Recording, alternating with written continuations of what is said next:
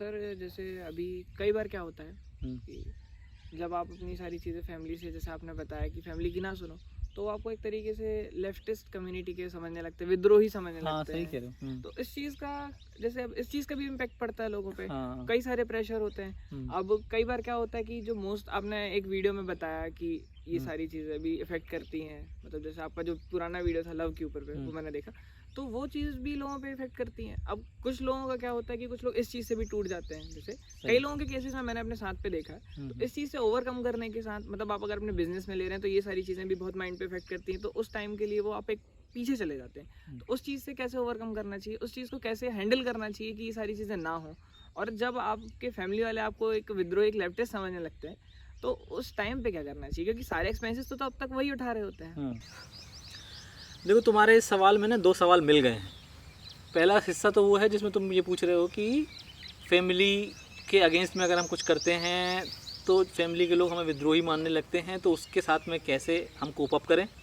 दूसरा हिस्सा तुम्हारा ये है कि जो लोग लव रिलेशनशिप में चले जाते हैं तो उस रिलेशनशिप के साथ साथ बिजनेस और बाकी चीज़ों को कैसे करें। रिलेशनशिप में जाने के बाद जो होता है, कई कई बार ये हो जाता है ना सर, लोगों का बहुत ज़्यादा अटैचमेंट, और फिर कुछ हाँ हाँ हाँ, इमोशनल, सर्कमस्टेंसेस हाँ उस टाइम हाँ, पे जो भी हो गई बिल्कुल ठीक चीज़ें। है। तो उसके साथ कैसे कोप अप करना चाहिए। हाँ। तो इन दो में से मैं पहला सवाल पहले लेता हूँ कि फैमिली वाला।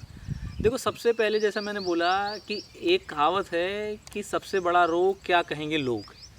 तो इसमें अगर आप जितना ज़्यादा इन्वॉल्व होंगे कि इसने क्या कहा, उसने क्या कहा, लोग आपके बारे में जजमेंटल होकर नए नए आपके बारे में डिसीजन सुना रहे हैं, आप भी दूसरों के बारे में ही सोचने में ज़्यादा समय बर्बाद कर रहे हैं, तो फिर आप ऐसा होगा कि आप अपनी सफलता की राह में खुद ही लाके एक बहुत बड़ी चट्टान समस्याओं की आपने खड़ी कर ली, ऐसी स्थिति बन जाएगी।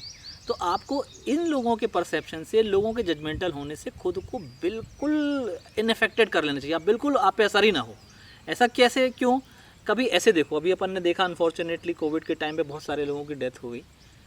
हालांकि अनफॉर्चुनेट है, लेकिन हकीकत बात ये है कि बहुत करीबी लोगों में आप देखना कि उनकी डेथ हुई, डेथ होने के 5वें-6वें दिन सारे लोग अपने अपने कामों में लगे हैं, उनकी अपनी लाइफ है, वो अपना काम कर रहे हैं जो उसके लिए आ भी रहे हैं, किसी को आना भी नहीं है, कुछ भी है, वो सब अपना, उनका स्वार्थ, उनका काम उनके साथ ही है। वो बहुत ज़्यादा मतलब अब नहीं है उनको जो चला गया उससे।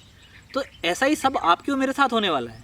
कितने भी, जो वाल्मीकि की कहानी भी तुमने सुनी है कि वाल्मीकि से क्या बोला था कि जाके पूछ क्या उनसे कि क्या ये तुम्हारे पापों में तुम्हारे भागीदार होंगे घर के लोग। तो क्या बोले थे घर वो जाके, जब उन्होंने कहा नहीं भाई, तुम्हारे पैसे में, तुम्हारे इसमें, तुम्हारी आमदनी में तो हम साथ हैं, तुम्हारे पापों में हम क्यों भागीदार होंगे। तो ये हकीकत है, ये तुम्हें स्वीकार करना पड़ेगा। देखिए, जब हम फैमिली में होते हैं, फैमिली बॉन्ड्स होते हैं, उसके कारण हम इसको ऐसा लगता है कि ये बात गलत है। गलत वलत कुछ नहीं है, हर इंडिविजुअल अलग है। माँ बाप के माध्यम से आप संसार में ज़रूर आए हैं, लेकिन माँ बाप, इस कारण से माँ बाप का आपके जीवन पे, आपके भविष्य पे कोई हक हो गया है या वो आपको डिक्टेट करेंगे, ऐसा नहीं हो सकता। सिमिलरली आपका है, आप ना अपने छोटे भाई के ऊपर, ना अपने माँ बाप के ऊपर, ना अपनी बहन के ऊपर आप अपनी टर्म्स डिक्टेट नहीं कर सकते हैं। आप वो, उनको एज ए इंडिविजुअल आप ग्रो करने दीजिए, उनकी जो ज़िंदगी, उनको निर्णय लेने दीजिए। भाई, ज़िंदगी का चार भी ये है कि जो कुछ आपको मिला है, जो सर्कमस्टेंस से जो चीज़ें मिली, उस पर आपने एक डिसीजन लिया, उस डिसीजन पर आप आगे बढ़े।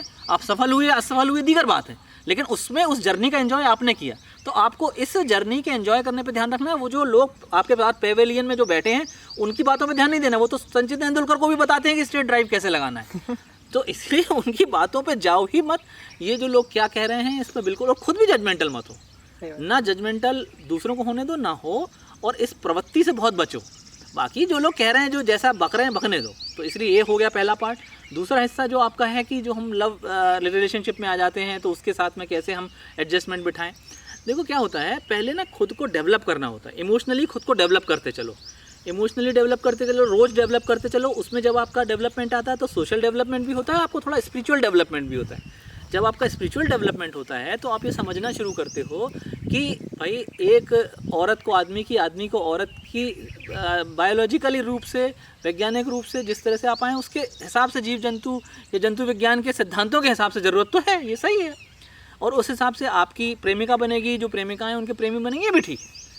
लेकिन अब आप उसकी ज़िंदगी में कितना घुसेंगे और उसको कितना घुस के कितना डिक्टेट करेंगे, ये आपके सामाजिक जो डेवलपमेंट हुआ है उसकी कमी या उसकी अधिक बेसी को दिखाता है। कि आप, अगर आप प्रॉपरली डेवलप हैं, आपको सोशल चीज़ें ठीक से समझ में आती हैं, तो फिर क्या होगा कि आप समझते हैं कि नहीं, दूसरे को स्पेस देना क्या होता है, उसके बिज़नेस को समझना क्या होता है, उसकी प्रायोरिटीज़ को समझना क्या होता है। और एक साथी के रूप में, मतलब पहले आप दोस्त बनेंगे, जब एक अच्छे दोस्त बनते हैं तभी आप एक अच्छे प्रेमी प्रेमिका हो सकते हैं। दोस्त कैसे होते हैं, जैसे तुम अपने दोस्त से सारी बातें शेयर कर सकते हो, यार ये बिजनेस में ये दिक्कत आ रही है, मैं यार इसमें ऐसे ऐसे क्या करूँ, हेल्प ले सकते हैं, यार ये तू ना अभी मेरे को डिस्टर्ब ना करियो यार, मैं अभी ये काम करने में अपना बिजी हूँ।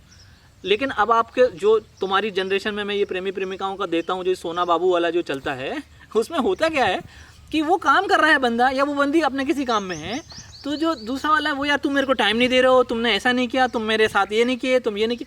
भाई ये समझो बात को कि ये इनसिग्निफिकेंट बातें हैं, इनसे थोड़ा सा ऊपर आना है और एक दूसरे को इस लेवल से नीचे जाके आगे जाके इसके और उधर जाके टच करना है। पहले सबसे पहले तो आप फिजिकल अट्रैक्शन के कारण आगे आए मिले, तो आपका एक फिजिकल पार्ट होता है, फिर आपका मन जो होता है जहाँ सारा कुछ इकट्ठा है, जो सबसे मेजर पार्ट है हम सबकी पर्सनैलिटी में, तो वो मन वाला हिस्सा है। तो वो जो बहुत बातों में तुम लोग समय बर्बाद करते हो या मिलते हो, बर्बाद नहीं मतलब एंजॉय करते हो, जो उसका भी अपना इंपॉर्टेंस है, लेकिन उससे फिर आगे आना होता है, यानी तुम्हारी ज़रूरतें उसको समझना और उनको उसकी ज़रूरतें समझना, फिर एक दूसरे को समझना, तो और फिर एक दूसरे से असहमत होना। मतलब जब तक तुम लोग इस लेवल पे नहीं आओगे कि we should agree to disagree, तो तुम्हारे रिलेशनशिप में मैच्योरिटी है ही नहीं। तो तुम लोग को ये पहचान जाओ, पहले समझ जाओ कि हाँ कौन मेरा पार्टनर सही हो सकता है, कौन नहीं। कोई ज़रूरी नहीं है कि कोई किसी से हमारा पहले लव अफेक्शन हुआ और हम उसके साथ हैं तो हम उसके साथ हमेशा ही रहेंगे, नहीं, कोई ज़रूरी नहीं है। You may agree to disagree, किसी बातों पे तुम लोग बहुत अच्छे से हाथ मिला के अलग हो सकते हो, यार ऐसा ऐसा है, अब तुम अपना यहाँ अपने देखो, हम अपना यहाँ देखते हैं, और फिर भी तुम लोग दोस्त बने रह सकते हो। तो पहले दोस्त बनना तो सीखो यार। जब दोस्त बन जाओगे पूरे का पूरे ना, तो ये समस्या कभी नहीं आएगी कि मैं जब अपना बिजनेस कर रहा था, ये कर रहा था, तो उसको ये प्रॉब्लम हो रही थी कि मुझे टाइम नहीं दे रहा है। तो ये सबसे पहले दोस्त बनो, पक्के दोस्त बनो, अच्छे दोस्त बनो। और अच्छा दोस्त कौन होता है? जो अच्छा इंसान होता है। अच्छा इंसान कौन होता है? जो कभी कभी बैठ के 1 घंटे 1.5 घंटे अपने से बातें करता है और सोचता है, पूछता है कि मैं कैसा आदमी बन रहा हूँ, मैं एक अच्छा आदमी बन रहा हूँ क्या? पूरे समय मैं स्वार्थ में लगा रहता हूँ या मैं कुछ समय निस्वार्थ भी भाव से सोचता हूँ? क्या मैं सोचता हूँ कि मेरा और अपलिफ्टमेंट कैसे होगा? ऐसे बनते हैं।